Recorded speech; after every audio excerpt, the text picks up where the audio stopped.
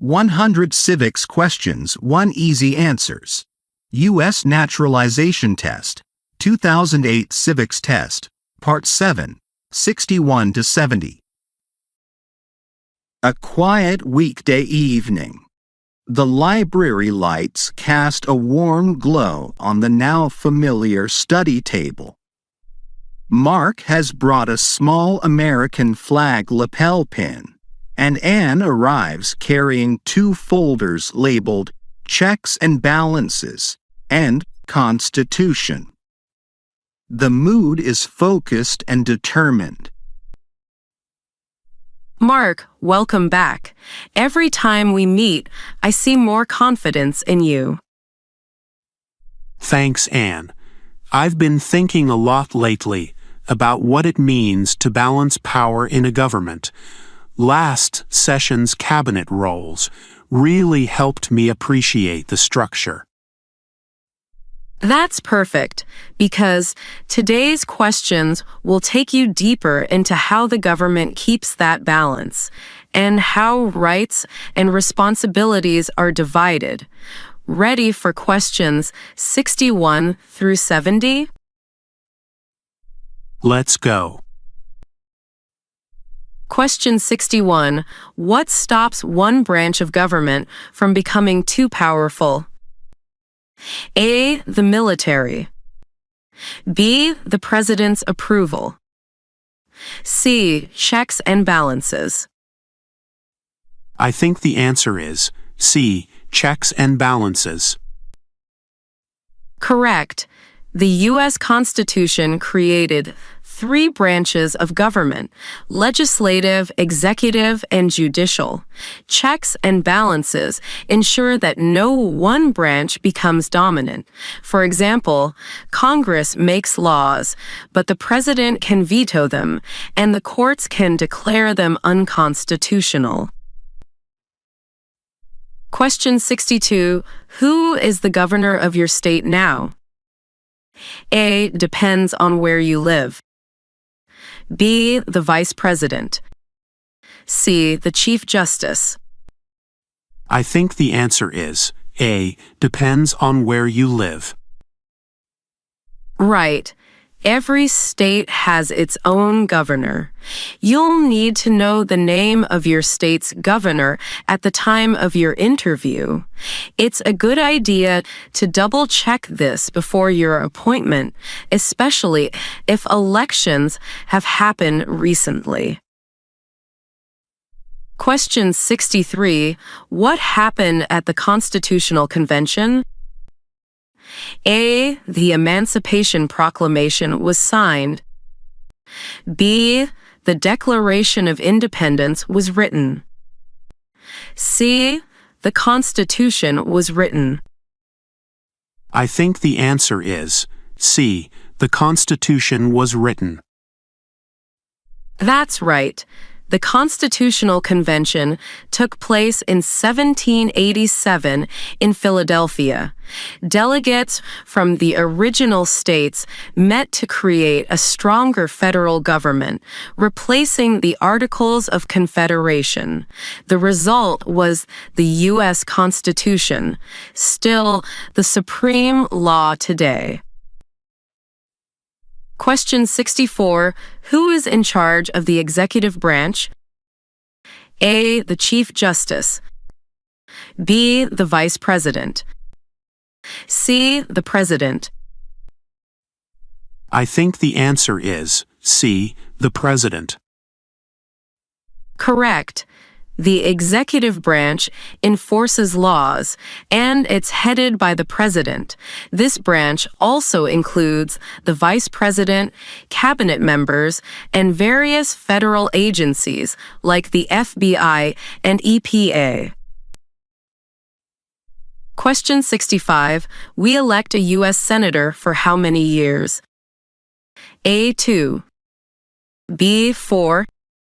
C. 6. I think the answer is C. 6. Yes, Each U.S. Senator serves a 6-year term, and there are no term limits. The longer term allows them to focus on long-term national policies and oversight without the pressure of frequent re-election. Question 66. How many U.S. Senators are there? A. 100. B. 435. C. 50. I think the answer is A. 100. Correct. Each of the 50 states elects 2 senators regardless of population. This gives all states equal representation in the Senate, balancing the House of Representatives, where representation is based on population. Question 67. Under our Constitution, some powers belong to the federal government. What is one power of the federal government? A. To issue driver's licenses. B. To set school policies. C. To print money. I think the answer is C. To print money. That's exactly right. Only the federal government has the power to print and coin money. Other powers include declaring war, making treaties, and maintaining an army. States handle areas like education and licensing. Question 68. Name one right only for United States citizens. A. Attend school. B. Vote in a federal election. C. Freedom of speech. I think the answer is B. Vote in a federal election. Yes. While many rights like free speech apply to everyone living in the U.S., voting in federal elections is reserved only for citizens. It's both a right and a responsibility that reflects full participation in democracy. Question 69. Who did the United States fight in World War II? A. Germany, Italy, and Japan.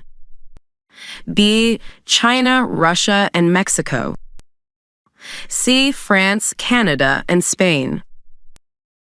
I think the answer is A. Germany, Italy, and Japan. Correct. These 3 nations formed the Axis powers in World War II. The U.S. joined the Allied side after the attack on Pearl Harbor in 1941 and played a crucial role in defeating the Axis in both Europe and the Pacific. Question 70. What are 2 rights in the Declaration of Independence? A. Freedom of the press, education. B. Voting, free housing. C. Life, liberty. I think the answer is C. Life, liberty. Exactly. The Declaration of Independence declares that all people are born with certain unalienable rights, including life, liberty, and the pursuit of happiness. These ideals form the philosophical foundation of American democracy. These questions really brought everything together. Rights, powers, responsibilities. It feels like a roadmap of how the U.S. works. That's a great way to describe it. Let's recap your progress. You've now completed 70 questions out of 100, just 30 more to go. You're showing greater understanding of not just facts, but also how they connect. You're also practicing how to explain answers clearly, essential for the interview. I feel more prepared each time. I'm also noticing how all of these elements, history, government, rights, they all work together. That's the heart of American civics. Here are your tips going forward. Start mixing up questions randomly for mock interviews. Write down tricky topics and review them separately. Practice your tone and clarity out loud. This builds confidence. Stay updated on current leaders in your area. I'll start doing mock interviews with my cousin. He likes pretending to be the officer.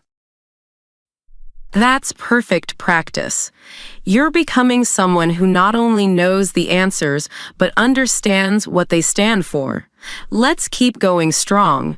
We'll meet next time for questions 71 through 80.